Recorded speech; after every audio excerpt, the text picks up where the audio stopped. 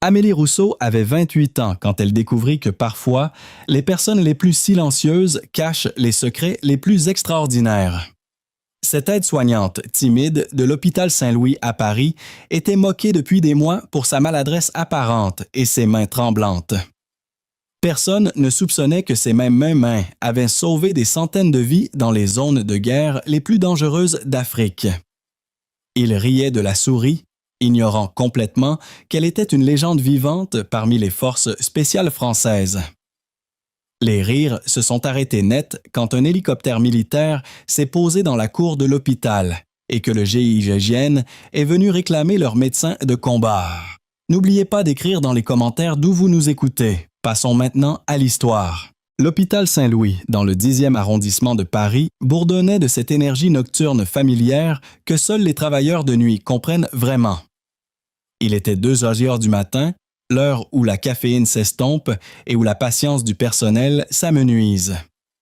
Amélie Rousseau se tenait au poste des infirmières, organisant méticuleusement les dossiers des patients. À 28 ans, les mèches grises prématurées dans son chignon désordonné et les rides profondes autour de ses yeux la faisaient paraître plus âgée. Elle bougeait avec une lenteur délibérée et rigide, gardant la tête baissée, les épaules voûtées comme si elle se préparait perpétuellement à un impact qui ne venait jamais. « Regardez le fantôme », chuchota Céline, l'infirmière en chef, en s'appuyant contre le comptoir avec un sourire narquois. Elle désigna Amélie du menton. « Je jure que j'ai fait tomber un plateau hier à 5 mètres d'elle, et elle a sursauté comme si une grenade avait explosé. Comment les RH l'ont-ils embauchée? Elle est inutile. » Dr Marc Delacroix, l'arrogant résident de 2e année qui marchait dans les couloirs comme s'il possédait l'hôpital, rit en signant une ordonnance. « C'est une embauche de diversité ou un cas de charité. Ça doit être ça. » Je lui ai demandé une perfusion de calibre 16 lors de l'admission de trauma hier soir, et elle a juste fixé le plateau pendant 5 secondes avant de bouger. 5 secondes. En traumato, 5 secondes, c'est une éternité. Amélie les entendait. Elle les entendait toujours. Son ouïe avait été affinée dans des environnements où le craquement d'une brindille pouvait signifier une embuscade. Mais elle ne disait rien. Elle resserra simplement sa prise sur le presse-papier, ses jointures devenant blanches. Elle n'était pas seulement silencieuse, elle était agressivement soumise. Amélie avait été transférée ici d'un hôpital militaire de Marseille, avec un dossier classifié que l'administrateur de l'hôpital, M. Bernard, n'avait fait qu'effleurer avant de l'embaucher. Pour tout le monde, Amélie Rousseau était une aide-soignante épuisée et anxieuse, qui n'arrivait probablement pas à gérer la pression d'un vrai service d'urgence. « Rousseau !» La voix de Delacroix claqua dans le couloir comme un fouet. Amélie ne sursauta pas, mais elle se figea. Elle se tourna lentement. « Oui, docteur. » Salle 402. L'appendicectomie post-op. Sa tension monte. Je vous ai dit de pousser du labétolol il y a 20 minutes. Pourquoi le dossier est-il vide? Delacroix se tenait au-dessus d'elle, utilisant sa taille pour intimider. J'ai vérifié ses signes vitaux, docteur, dit Amélie, sa voix rauque, à peine un murmure. Son rythme cardiaque est ses bradycardes. Si je pousse le labétolol, ça pourrait le faire chuter. J'attendais que vous attendiez? Delacroix frappa sa main sur le comptoir. Le bang fort fit sursauter 2 autres infirmières. Amélie ne sia pas, mais ses pupilles se dilatèrent. « Vous n'attendez pas pour réfléchir, Rousseau. Vous faites ce que j'ordonne. Vous êtes une aide-soignante. Je suis le médecin. Si je dis de pousser les médicaments, vous poussez les médicaments. »« Non, docteur, » dit Amélie, baissant les yeux vers ses chaussures usées. « Je vais le faire. » Elle s'éloigna, sentant la chaleur de leur regard brûler son dos. 2 semaines plus tard, la façade commença à se fissurer. C'était un mardi après-midi chaotique. Un énorme carambolage sur l'A86 avait inondé les urgences. Saint-Louis était à pleine capacité. Chaque box était plein. Les médecins criaient des ordres et le sol était glissant de solutions salines et de sang.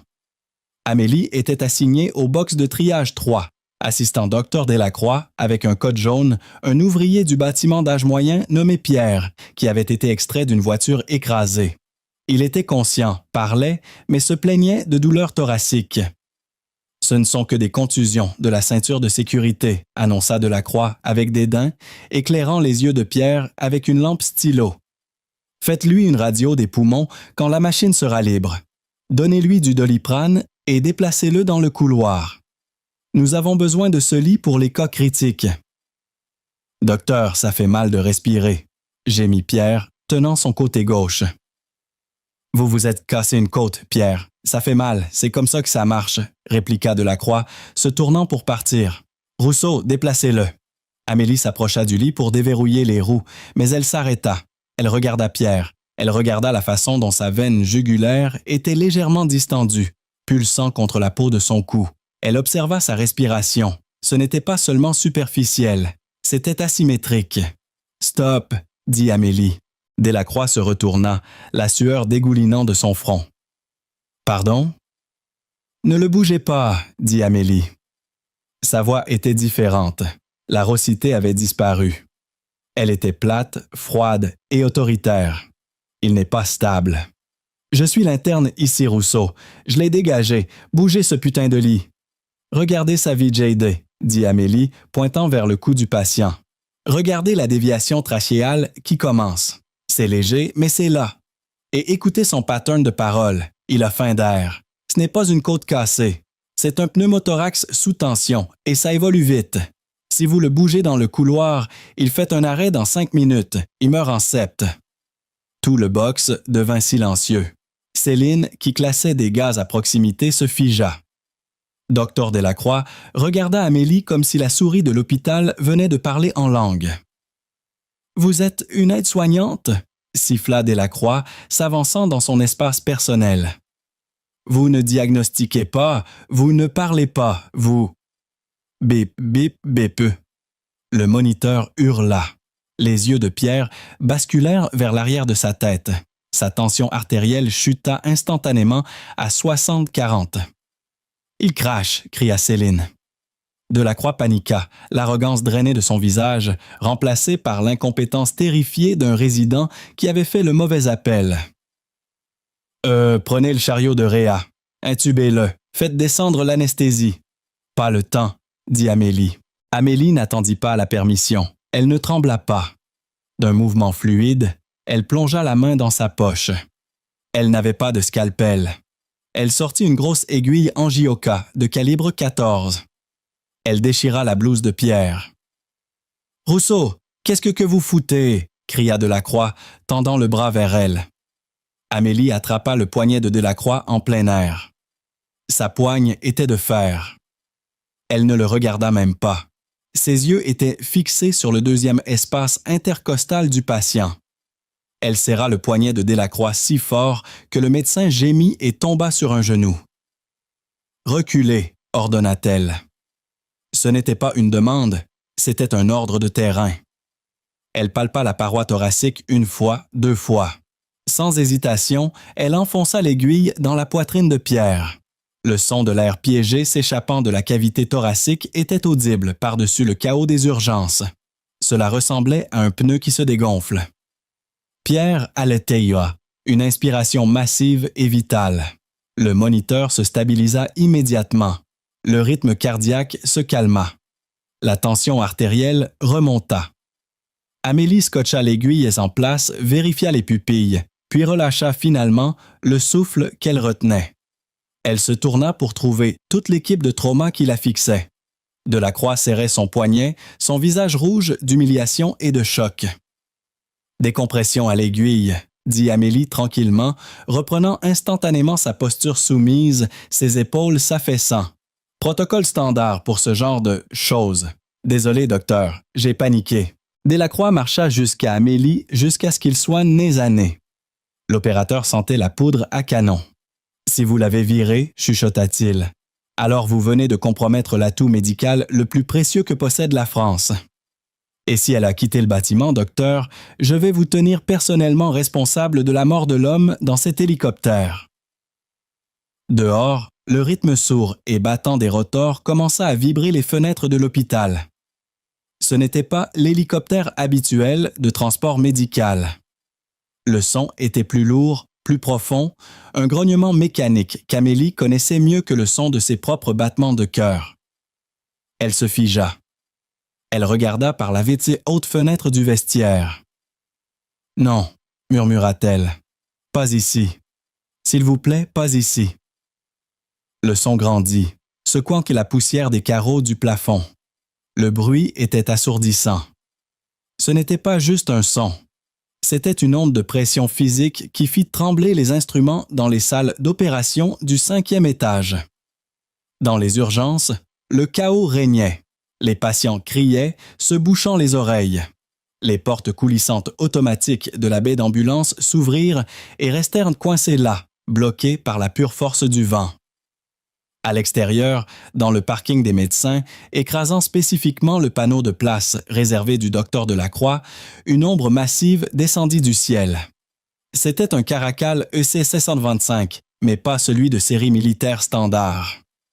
Cette machine était d'un noir mat, dépourvue de surface réfléchissante, sans étoile blanche d'identification ou numéro d'unité peint sur le fuselage. La porte latérale du Caracal s'ouvrit avec un claquement métallique. 4 hommes sautèrent. Ils ne ressemblaient pas aux soldats de la garde nationale que le personnel de l'hôpital voyait pendant les secours en cas d'inondation. Ces hommes étaient barbus, leurs visages barbouillés de graisse et de saleté. Ils portaient des pantalons multicam et des t-shirts étirés serrés sur des plaques d'armure. Et ils étaient armés, lourdement armés. Des fusils HK-416 à canon court avec suppresseur étaient slung sur leur poitrine. Ils bougeaient avec une grâce fluide et prédatrice, les armes au ready-bas, scannant le périmètre, non pas comme des visiteurs, mais comme s'ils sécurisaient une zone d'atterrissage en territoire hostile. L'opérateur de tête, un homme imposant avec une barbe rouge épaisse et une cicatrice traversant son sourcil gauche, ne ralentit même pas. Il marcha simplement à travers Delacroix comme si le médecin était un fantôme. « Avoc à la base, nous sommes sur le pont. Sécurisation de l'atout maintenant. » Monsieur Bernard, l'administrateur, trouva son courage. Il se plaça devant les portes coulissantes, bloquant l'entrée. « Maintenant, écoutez, je suis l'administrateur de cet hôpital. Vous ne pouvez pas apporter d'armes ici. Qui est-ce responsable? » L'opérateur de tête s'arrêta. Il regarda Bernard. « Capitaine Leclerc, dit-il, sa voix comme du gravier, basse et dangereuse. Nous opérons sous l'autorité du SEMA, sanctionné par l'Élysée. Si vous ne bougez pas, mon équipe forcera ses portes et vous serez détenu pour entrave à une opération fédérale. Maintenant, bougez. » Les 4 opérateurs firent irruption dans le hall des urgences. La salle d'attente devint silencieuse. Un bébé qui pleurait s'arrêta de pleurer. Leur présence aspirait l'oxygène de la pièce. « Où est-elle? » aboya Leclerc. Céline, l'infirmière en chef, tremblait derrière le comptoir. « Où est Valkyrie? » Amélie avait ses chaussures lacées. Son sac était slung sur son épaule. Elle marchait vers la sortie de secours du vestiaire, ayant l'intention de s'échapper par l'escalier de secours et de disparaître dans la ruelle. Elle entendait la commotion à l'extérieur, les cris, les bottes lourdes sur le linoléum. Valkyrie. La voix résonna contre les casiers métalliques. C'était une voix qu'elle n'avait pas entendue depuis 18 mois. Une voix qu'elle avait essayé de noyer avec la thérapie et les médicaments. Amélie se figea. Sa main plana au-dessus de la barre de poussée de la porte de sortie. « Ne me force pas à te chasser, Amélie, » dit la voix. Elle était plus douce maintenant, suppliante. Amélie se retourna lentement. Debout dans l'embrasure de la porte du vestiaire se tenait le capitaine Jacques Leclerc. Il paraissait plus vieux qu'elle ne s'en souvenait, plus de gris dans la barbe, des cernes plus sombres sous les yeux. Mais il était toujours la montagne d'hommes qu'il avait portée hors des montagnes du Mali quand elle avait pris des éclats d'obus dans la jambe. « Je ne suis plus elle, Jacques, » dit Amélie, sa voix tremblante. « Je suis retraitée, je suis sortie, j'ai signé les papiers. » « Il n'y a pas de sortie pour les gens comme nous, Amélie. dit Jacques, s'approchant d'elle. Tu le sais. Amélie regarda ses mains. Elle pensa au tremblement moqué par tout le monde. Puis elle pensa à la précision chirurgicale qu'elle venait de démontrer. Elle leva les yeux vers Jacques. « Où est-il » demanda-t-elle simplement.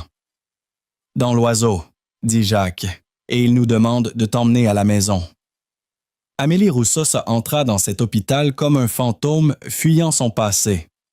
Elle en ressortit comme une légende, rappelant à tous que la vraie force n'a pas besoin de crier pour se faire entendre. Docteur Delacroix apprit à ses dépens qu'il ne faut jamais juger un livre à sa couverture, surtout quand ce livre est un manuel hautement classifié de traumatologie de combat. Amélie ne sauva pas seulement un soldat ce jour-là. Elle se sauva elle-même, retrouvant un nouveau but dans l'enseignement de la prochaine génération de héros. Merci de nous avoir écoutés jusqu'au bout. N'oubliez pas de noter notre histoire sur 10 dans les commentaires. Si cette histoire de justice et de rédemption vous a plu, likez la vidéo et abonnez-vous pour plus de récits authentiques. Activez la cloche pour ne manquer aucune de nos nouvelles histoires vraies. À bientôt!